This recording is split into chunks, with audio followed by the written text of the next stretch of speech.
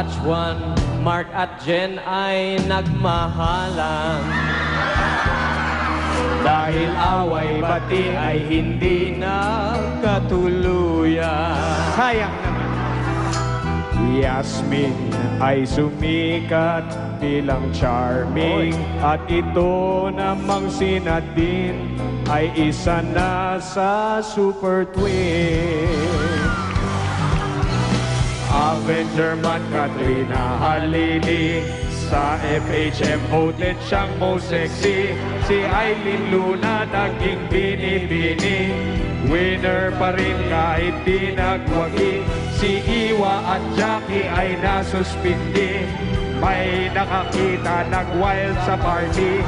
Si Christine Reyes nanligaw si Kimby, ngunit sa huli ang na-chismis kami. Totoo yan? Totoo yan? Eh, chismis lang.